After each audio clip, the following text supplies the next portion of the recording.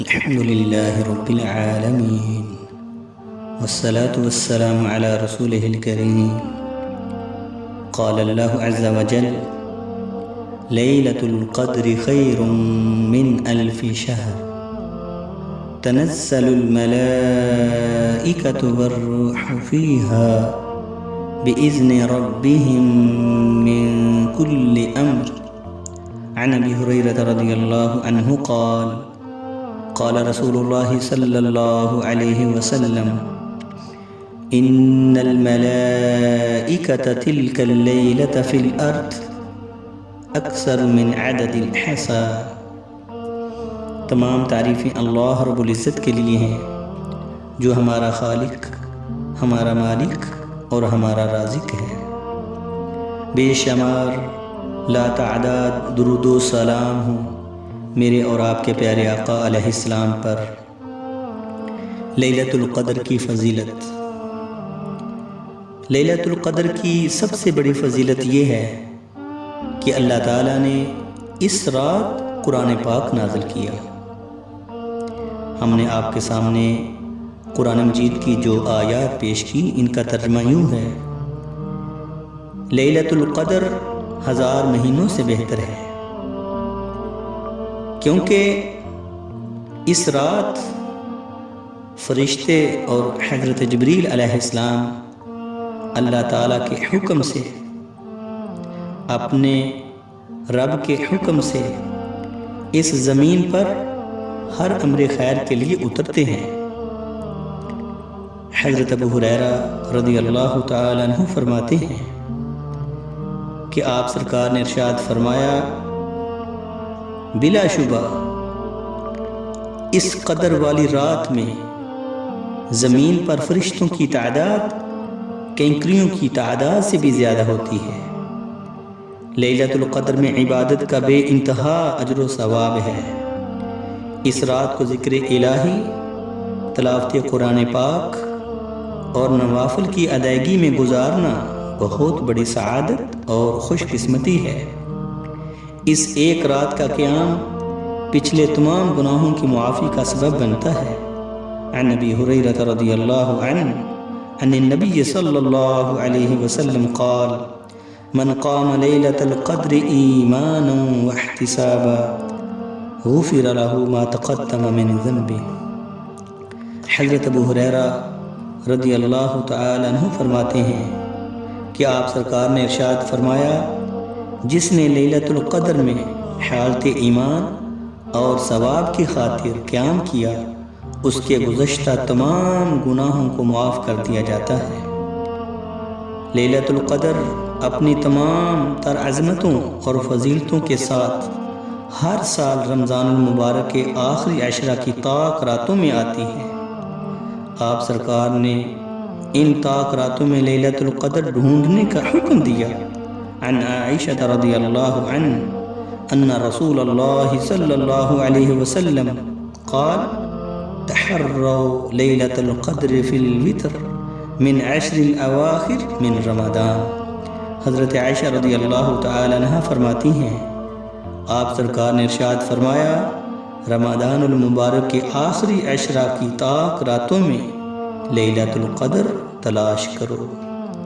یعنی رمضان المبارک کی 21ویں، 23ویں، 25ویں، 27ویں، 29ویں راتوں میں سے کسی ایک رات کو لیلۃ القدر کا شرف نصیب ہوتا ہے.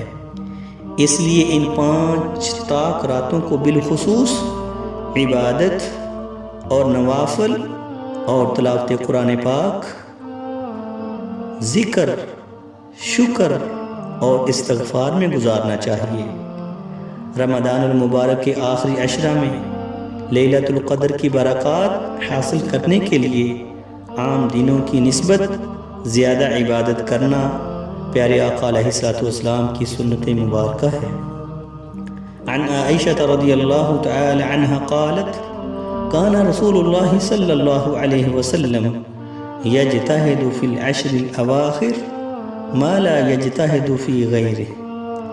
حضرت عائشہ رضی اللہ تعالی عنہ فرماتی ہیں کہ آپ صلی اللہ علیہ وسلم رمضان المبارک کے آخری عشرہ میں باقی دنوں کی نسبت عبادت میں بہت زیادہ کوشش کرتے تھے۔ پیارے آقا علیہ السلام رمضان المبارک کے آخری عشرہ میں خود بھی کثرت سے عبادت کرتے اور اپنے اہل و عیال کو بھی عبادت کے لیے خصوصی ترغیب دیتے تھے۔ عن عائشہ رضی اللہ تعالی عنہا قالت كان النبي صلی اللہ علیہ وسلم اذا دخل العشر شد میزرہ وأحیا لیلہ وأیقظ اہلہ۔ حضرت عائشہ رضی اللہ تعالی عنہ فرماتی ہیں کہ آپ صلی اللہ علیہ وسلم جب رمضان المبارک کے آخری 10 دن شروع ہوتے تو آپ سرکار عبادت کے لیے کمر بستہ ہو جاتے، راتوں کو جاگتے اور اپنے اہل و عیال کو بھی جگاتے۔ آپ سرکار نے لیلۃ القدر میں پڑھنے والی دعا بھی بیان فرمائی۔ عن عائشہ رضی اللہ تعالی عنہا انہا قالت یا رسول اللہ ارأیت ان وافقت لیلۃ القدر ما ادعو؟ قال تقولین اللہم انک عفو تحب العفو فاعف عنی۔ حضرت عائشہ رضی اللہ تعالی عنہ نے آپ صلی اللہ علیہ وسلم سے پوچھا، اے اللہ کے رسول، اگر میں لیلۃ القدر پا لوں تو اس رات کیا دعا پڑھوں؟ تو آپ صلی اللہ علیہ وسلم نے یہ دعا پڑھنے کا حکم دیا جس کا ترجمہ یوں ہے، اے اللہ تو بڑا معاف کرنے والا ہے اور معافی کو پسند کرنے والا ہے، مجھے معاف فرما۔ لیلۃ القدر کی سعادت و برکت سے محروم رہنے والا انتہائی بد نصیب ہے۔ آپ سرکار نے ارشاد فرمایا، یہ مہینہ جو تمہارے پاس آیا ہے اس میں ایک ایسی رات ہے جو لیلۃ القدر 1000 مہینوں سے بہتر ہے۔ جو کوئی اس سے محروم رہا وہ ہر بلائی سے محروم رہا۔ پیارے آقا علیہ الصلوۃ والسلام کے اس فرمان سے معلوم ہوا کہ لیلۃ القدر سال کی مہنگی ترین رات ہے، کیونکہ لیلۃ القدر میں کی جانے والی عبادت 83 سال کی عبادت سے افضل ہے۔ جس رات کا 1 گھنٹہ 9 سال کی عبادت سے افضل ہے، جس رات کا 1 منٹ 55 دن کی عبادت سے افضل ہے، جس رات کا 1 سیکنڈ 22 گھنٹوں کی عبادت سے افضل ہے۔